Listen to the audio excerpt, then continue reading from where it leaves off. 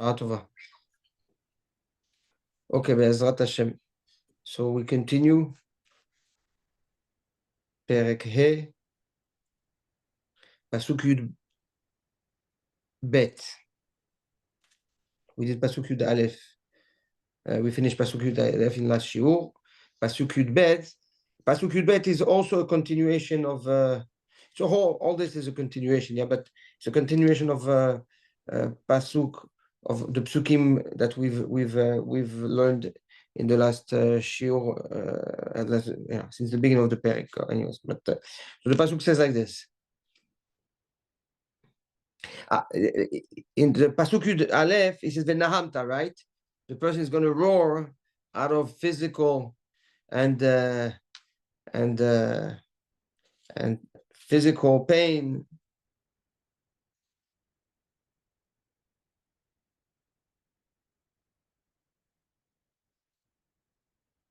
Ve'amarta, and you will say, and the person will say from all this collateral damage that the person is experiencing on the level of the neshama, on the level of the ruach, on the level of the nefesh, right?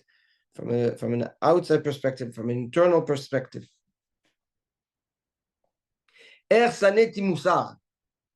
after that comes and starts hitting, the person says, how did I hate discipline that was given? And my heart rejected the rebuke.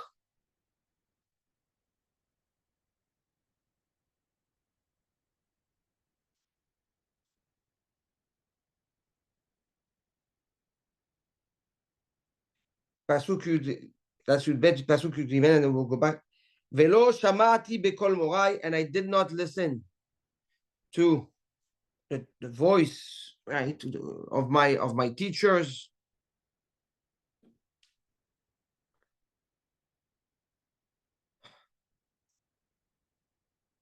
Velimlamedai lo hititi oznai, and I did not tilt my ear to my teachers, right, to my professors.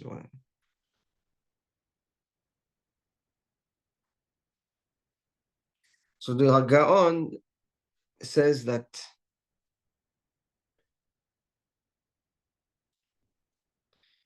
the person is not reflecting on where he failed and what led to the sins of ta'ava, of desire, to the sins of greed.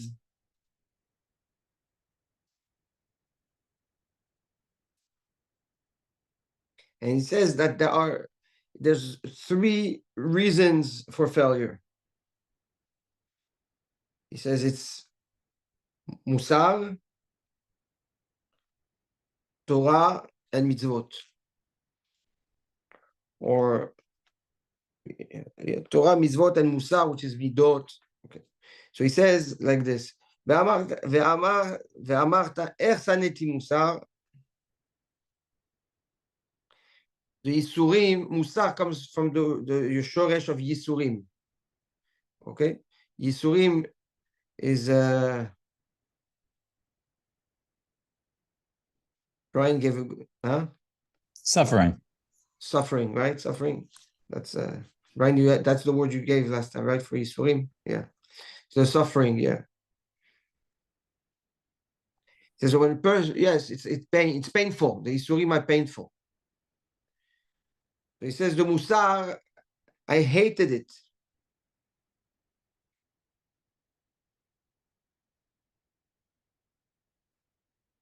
And the Tochacha, which is more conversation and intellectual, trying to convince someone of the wrongdoings, that's the Tochacha, and it's more bedibur. Says you don't use the word sanity. There's a room for hate in a intellectual conversation. So he said na'atz. Ma'as, says the Gaon. he disgusted it. It was disgusting to him, these conversations.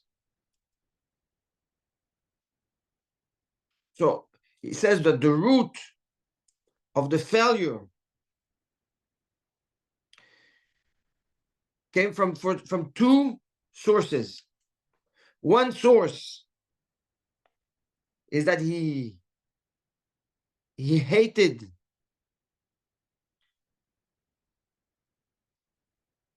Musar.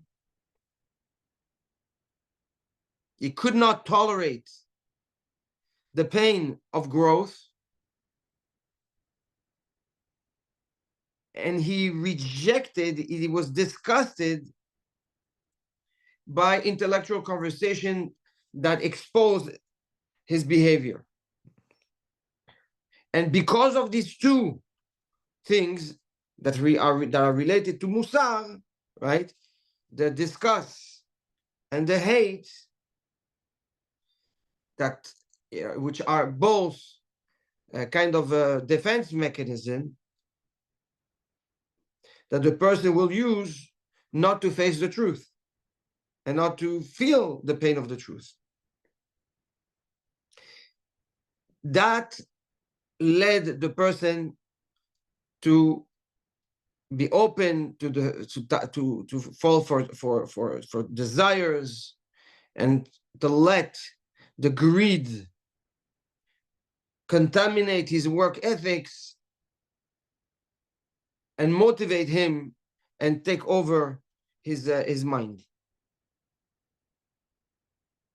That's from the failure of the Musar, of connecting and accepting Musar. ולא שמעתי בקול מוריי, I did not listen to my teachers. Says the Gaon, זה תורה שבעל פה.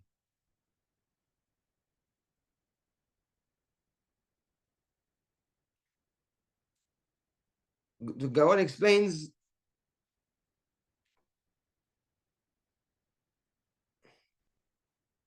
לא שמעתי, we know that it means לא קיבלתי. When my Rav, my מורה, right? מלשון הוראה. And my מורה was teaching me, לא קיבלתי. I didn't want to accept. So I was not ready, open to learn the Torah שבעל פה from the מורה. ומלמדי לא הטיתי אוזניי, ולמלמדי, right? And I did not tilt my ear to listen to my instructors. He says that's Torah שבכתב. So says the guy, what's the difference between Shmi'ah and the Hatayat Ozen? Right? We said that Shmi'ah is to accept, and Hatat Ozen is to tilt your ear, to absorb and be more focused and alert, right? And aware to analyze what you're being taught. And he says, but he doesn't say Lo Shamati on Torah שבכתב. That means that Torah שבכתב ken shama. He did listen to Torah שבכתב, but he didn't pay attention. He didn't tilt his ear, meaning he took things just on the surface. לצאת ידי חובה. He just needed to check the box. There's a shiur, I go to the shiur, I need to check the box. I've learned, I put tefillin. But no emotional engagement, no real bond, no real interest. Superficial on a level of Torah שבכתב, and no commitment on Torah שבעל פה. So these, again, are approach a person can have that will lead to failure. When a person is superficial in his learning of Torah shebichtav, and he's not committed when he's learning Torah shebe'al peh, when he's learning from his Rav, these two are failures. These two ways of learning Torah, kivyachol, right, have cracks in them, are fragile and vulnerable, and will lead a person to be open to the ta'avot and to the greed. If I can ask you a question. Sure. Morai velimlamdai. Yes. What's the difference? Very good. Although the Gaon does not address the difference, okay? A moreh זה מלשון הוראה. Is someone that gives you direction. הוראה מלשון תורה זה הוראה, right? It's a direction. It's instructions. Not instructions. It's not instructions. It's more the direction. Guide? I'm sorry? Guide? A guide. More guiding. Yes. That's the hora'ah. The Torah. The melamedai, it's milashon limud, to learn. What does it mean to learn? Is the one that gives you the information, not the guidance. That's how we connect it to Torah Shebe'al Peh and Torah Shebichtav. Right. So the Torah Shebichtav is the information that's given to you, and the Torah Shebe'al Peh is the Torah that is taught, right, to you, but from the Torah Chachamim, right, from the Be'al Peh, and that's the Hora'ah. That's the Moreh.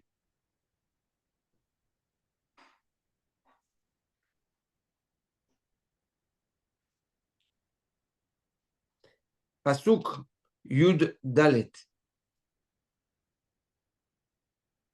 So now we have the flaw of the Musar, two flaws, right?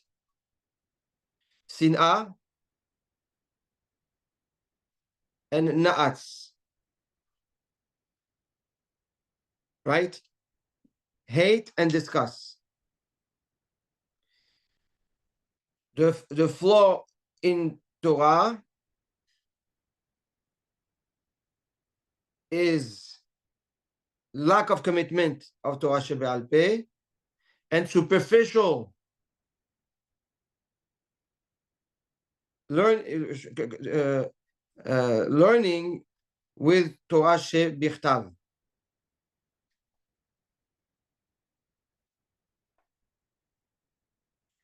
Yud Dalet.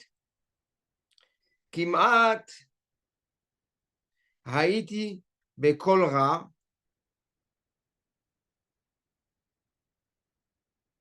I almost became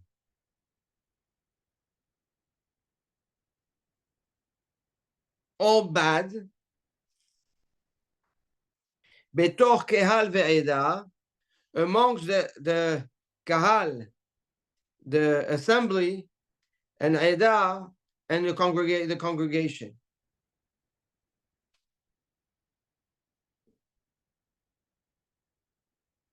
Stanley, you ready for this one? You're going to be... כמעט הייתי בכל רע, says the Gaon, for a moment, מפני שעה קלה, for a little instant of pleasure in this world, I drowned in actions that led to so much bad. And I've been exposed to so much bad.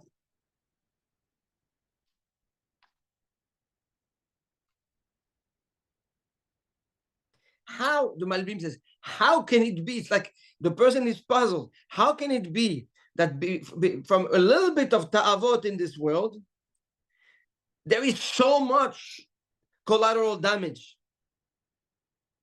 כמעט הייתי בכל רע.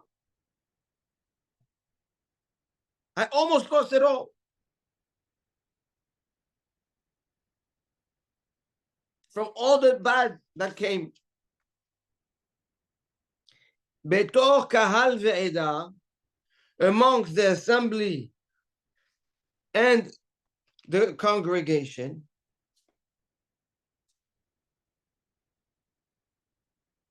says the Gaon, now we're talking about Torah, we're talking about mitzvot. Mitzvot aseh or mitzvot lo ta'aseh. So we spoke about Musar, we spoke about Torah, now we're talking about mitzvot.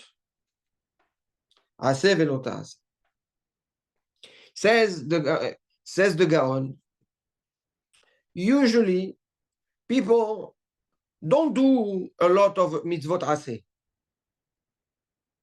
But even if they don't do mitzvot aseh, they refrain from doing lo ta'aseh. The lo ta'aseh, the mitzvot that that are mitzvot lo ta'aseh, not that we're not allowed to do, that we're not allowed to do. Yeah. People are worried about it. They know that if you do something, it's bad. If the Torah tells you don't do and you do, it's bad. But if the Torah tells you do and you don't do, it's not that bad. You didn't do. You didn't get a plus, but there's no minus. That's the mentality.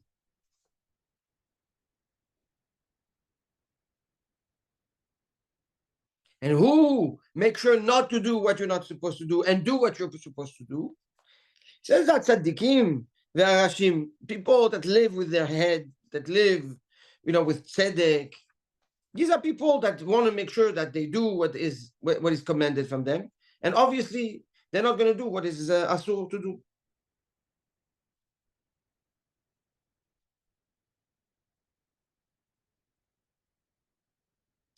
Says the Gaon, for this specific reason, when a person does an avera,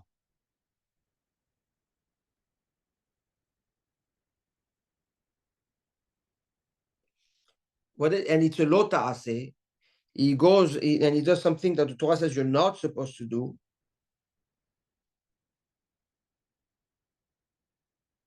we make sure to expose the person in public. Says the Gaon, HaKadosh Baruch Hu makes it that the public focuses on the person and sees the punishment.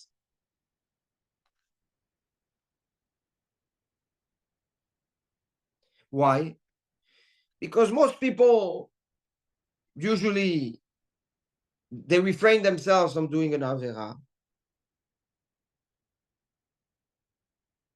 And he went and excluded himself from the klal. And because he separated himself from the klal, he allowed himself, he disconnected from the ruach, from the ruach of not doing because the klal don't do. So that led him to put his guards down and do a lo ta'aseh. HaKadosh Baruch Hu pushes and forces the situation to take that person back into the klal and expose him so that the klal sees that there's a punishment.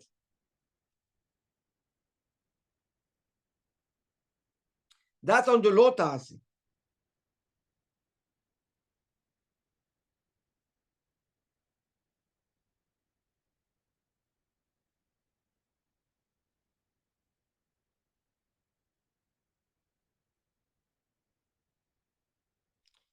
It says that's referring to ta'avot. A person that failed because of a desire. It says the desire is something that a person does privately. You don't expose your desire. You want to keep it private. So he went from the klal and excluded himself. So HaKadosh Baruch Hu takes him, throws him back into the klal, so that everybody looks at him and understands that there was a heshbon. There was Hashem is Accounting. accounting, right? So now the what was done in secret is exposed to all, and he's forced to go back into the klal because the klal is looking at what's going on. It's like he becomes attracted by the klal, and the klal is attracted by him. That's lo ta'aseh. When it comes to the aseh, if a person is supposed to do something and he doesn't do it, then the person is exposed, but at that point, not by the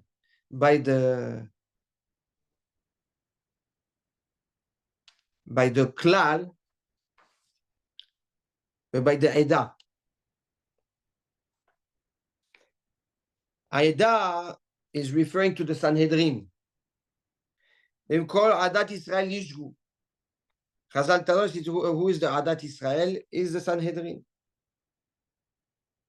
Says the Gaon, a person that omits from doing mitzvot aseh is exposed in the eyes of the tzaddikim. The Talmidei Chachamim, the tzaddikim will see and detect right away in that person that he's missing, he didn't do some mitzvot aseh.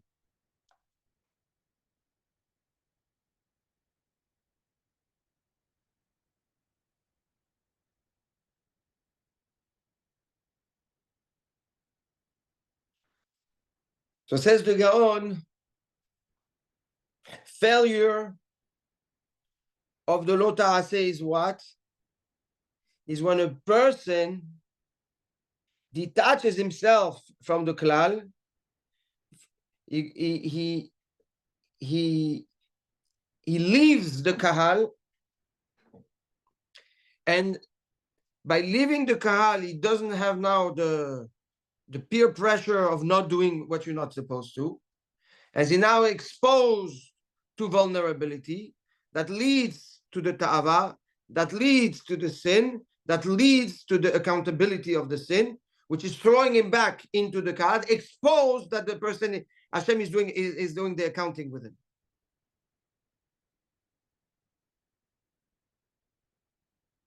That's on the lo ta'aseh. And on the aseh, it's essentially insensitivity in the importance of the commitment of doing the aseh. So by not doing that, HaKadosh Baruch Hu is exposing the person to the Eda, to the Talmidei Chachamim, so that the person can see the chashivu, the importance of the action.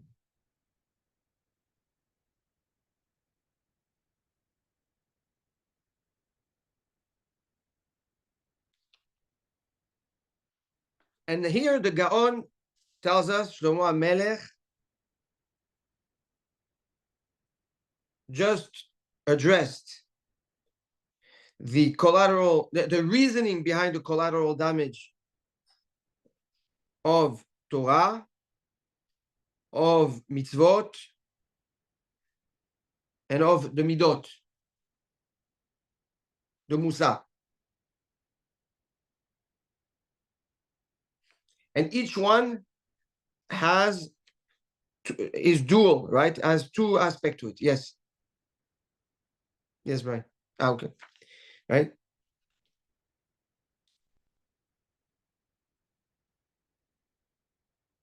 And essentially, it's against nefesh, ruach, and shama. So the mitzvot aseh and mitzvot lo ta'aseh, it's the nefesh, it's the action, right? So it's connected to pasuk Yud Aleph. The Torah is the neshama. It's pasuk Tet that we saw we learned last year. And the Musar is the Ruach, is the Midot, which is in Pasuk Yud, that we learned. Pen yisbe'u zarim kochacha.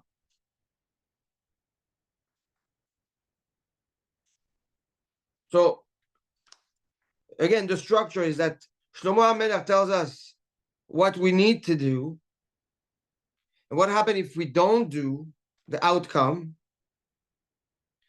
and then gives us the reasoning why of why we failed to do, and how HaKadosh Baruch Hu,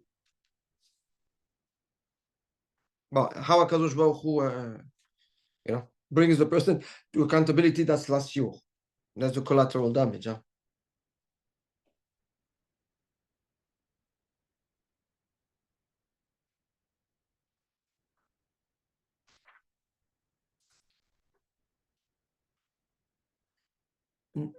I was going to stop the shiur here because the next psukim take a tangent, but I don't want to stop at with a pasuk that is tough, because this is very tough. This is very tough. And the three pesukim that we've learned right now is pasuk Yud Bet, pasuk Yud Gimel, and pasuk Yud Dalet. All three pesukim relate to the reasoning behind the the mistake, the failure of ta'avot and greed that led to the collateral damage that we've addressed in last year. So against the ruach, which is musar, is hating hating the musar, right? Being irritated by painful lessons, being disgusted by intellectual conversations that expose the person's behavior, right? That's from the Musar perspective. That's Pasuk Yud Bet. I mean, you'll go back to it inside. Pasuk Yud Gimel. I will do it later. Don't worry. Yeah. Lo shamati bekol moritz. It's not being committed to the Torah shebe'al peh of your Rav and being superficial in your learning of Torah shebichtav. And Pasuk Yud Daled is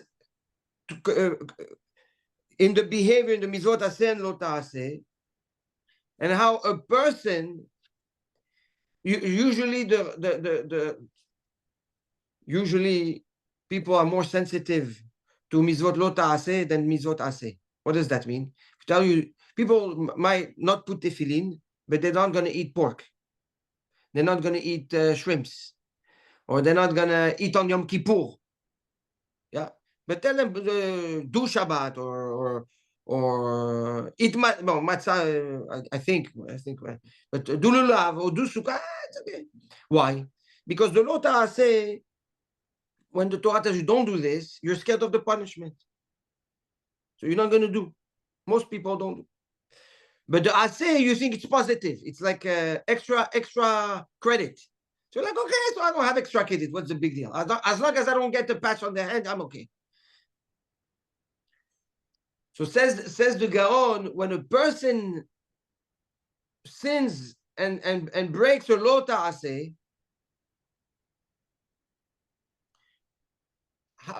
it's from the ta'ava. It's from because of his desire. And what did we say? Usually the klal, most people, the assembly usually don't break more or less, don't break the lo ta'aseh. So for a person to break the lo ta'aseh, what does he have to do? He has to step out of the klal, of the community, and by stepping out of the community, now he becomes vulnerable to the ta'ava that leads to the sin. Hashem, okay, wants to purify. What's the rectification of that? Hashem will take the person, okay, give accountable punishment, whatever, and then takes the person and brings him back into the klal, and everybody's looking at him saying, wow, this guy, Hashem punished the person. Hashem, the person is suffering, right? So because you left the klal, I'm bringing you back into the klal, exposed.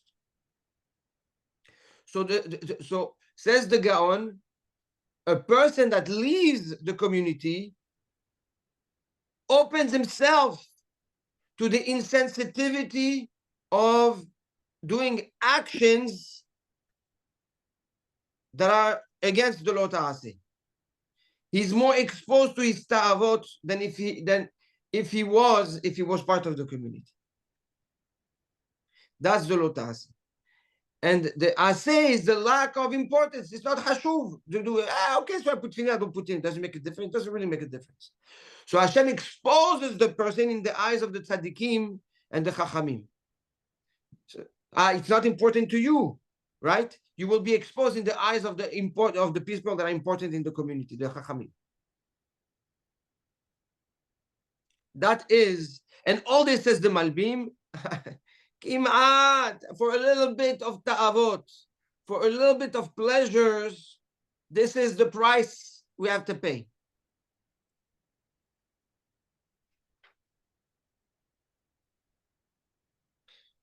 Yeah? Pasuk Tetvav.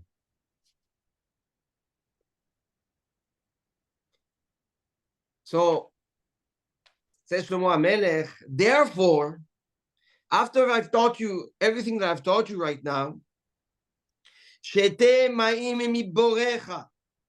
drink water from your own well. Bor is not a well. Bor is not a well. Bor is a pit. I don't know. Venozlim mitoch be'er. But although you're going to see that be'erecha is the wrong translation according to the Gaon. It's also not not a well. But venozlim mitoch be'erecha, and liquids from, lack of better translation, your well.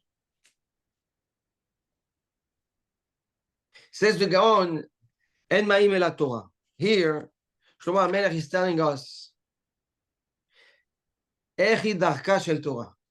how do you learn Torah? What are the steps to the growth in Torah?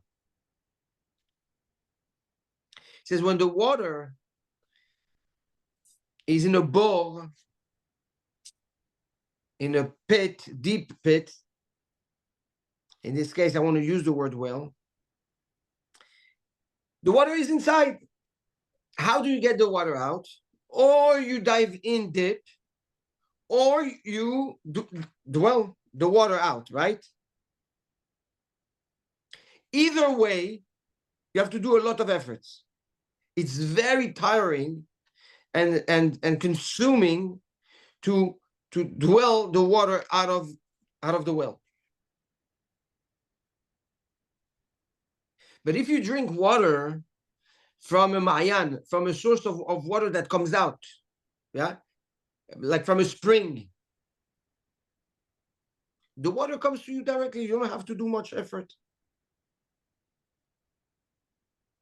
All you have to do is go to the spring, and you drink. Less effort than if you have to go and dwell the water.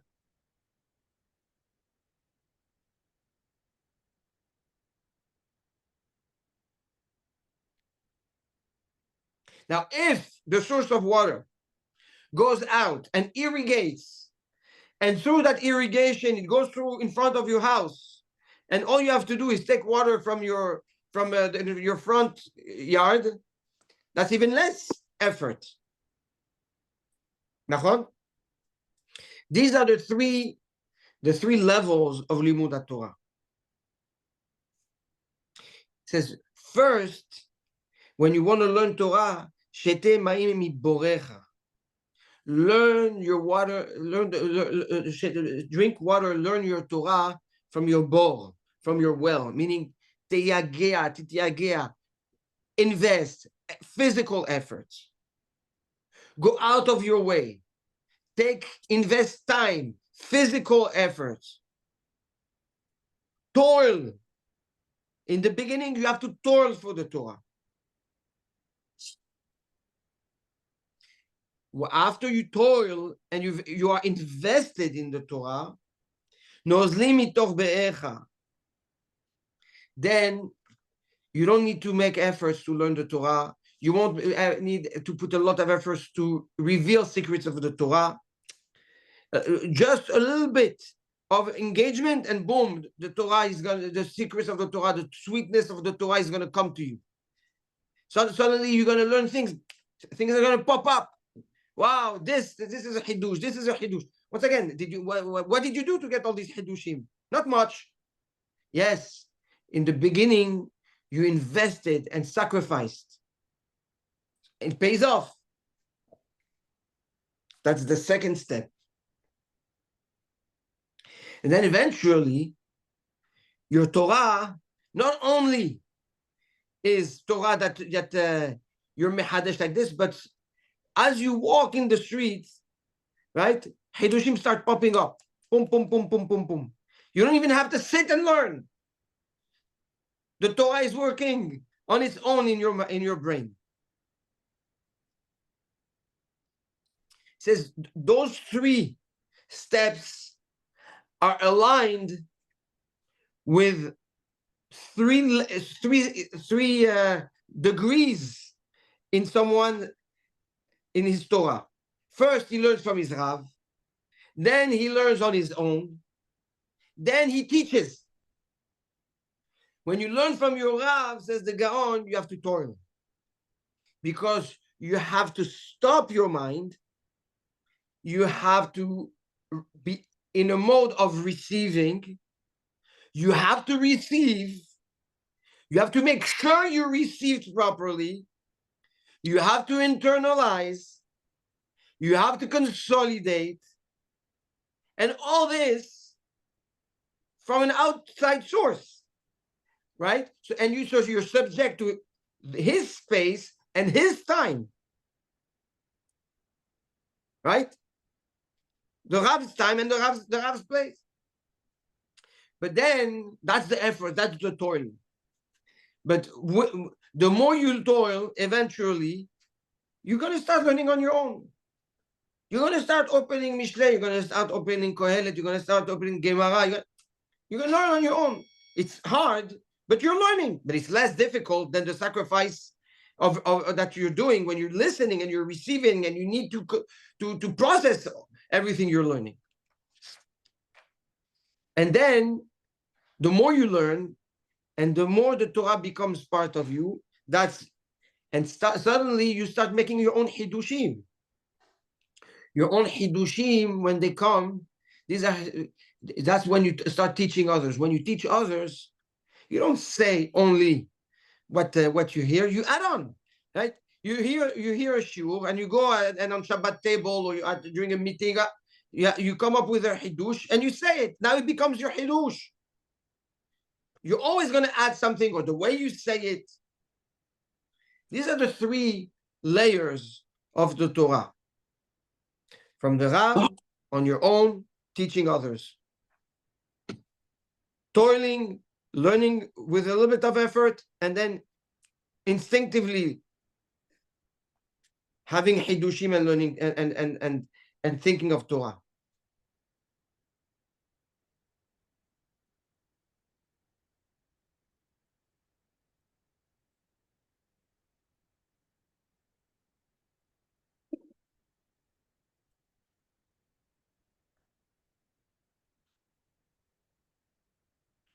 Yafutzu ma'ayenotecha. Right, so shete ma'im mi borecha is step one, right? is drink water from your wells. It's like the toiling, the sacrifice, the hard work, and all the way. Where is all the water? In the well, right? In the well.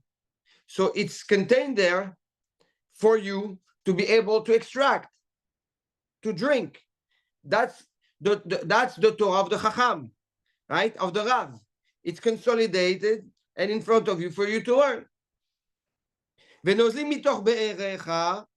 the liquids from your be'er here, which here the Gaon says me be'erecha is referring to a ma'yan, to a source of water that comes out, that you don't have to do efforts to drink from.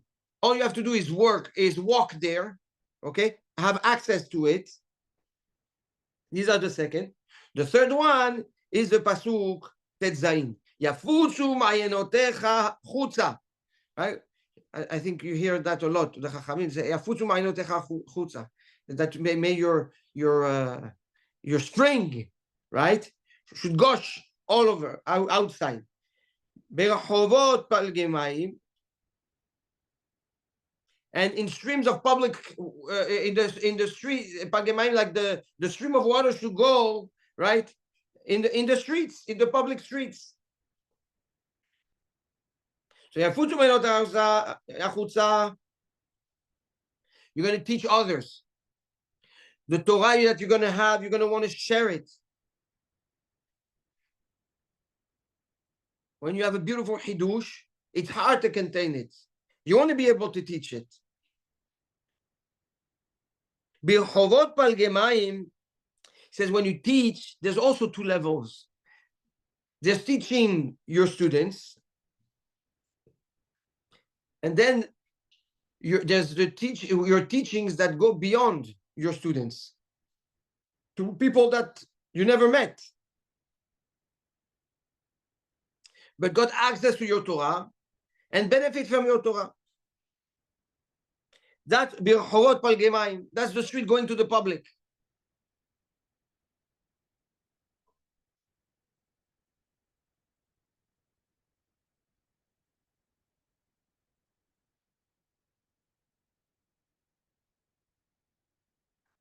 Says the Gaon, this is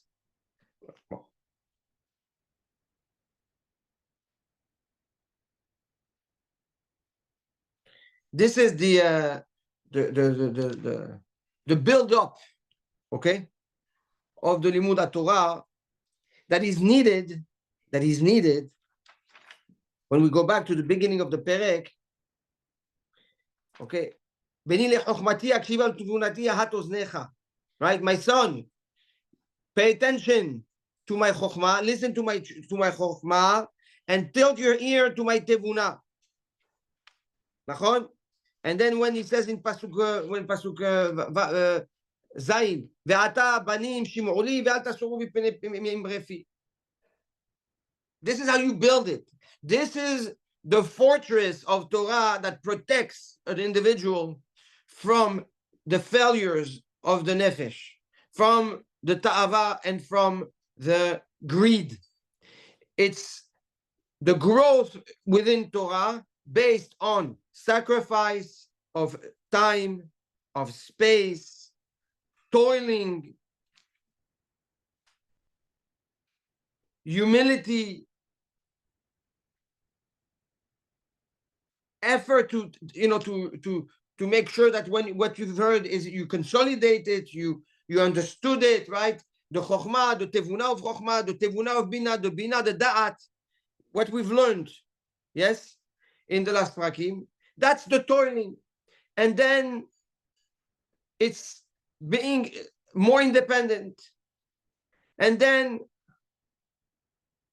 it's teaching. And then it's more than just teaching. Is your teaching are alive without you, are present even when you're not here. Says Shlomo HaMelech, when you're on that trajectory, when the when the ladder, right, is well anchored, and you have a direction in front of you, then you can go up. Then you're protected. Then you're on the rails.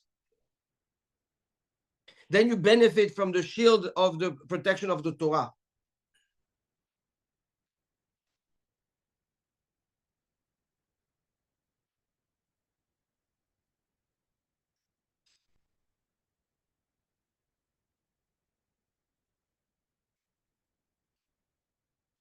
We're going to stop here. Then we did the Pasuk Tet Zayin. Because then he gives a Musar, then Shlomo HaMelech gives a Musar on the Baal Torah, on the Baal Torah. Clear? Any questions? I missed the part about the mitzvot aseh. I got Yes. the mitzvot lot aseh. Mitzvot Aseh is when you are, when the mitzvah Aseh is not important in your eyes, and you disregard its importance, and you don't do a mitzvah Aseh, says Shlomo HaMelech, the Gaon says that you now Hashem will expose the person in front of the Talmidei Chachamim, which for them it's important to bring to your attention that those actions are important. It seems much lighter. It is much lighter. Yeah. But it's much lighter. Why? Because not everybody does Aseh, so it's more specific. So HaKadosh Baruch Hu will bring an exposure that's specific. But the Lota Aseh that is more broad and more accepted by the Klal, the exposure is also by the Klal. Got it. It's like a Midah keneged Midah. Yep.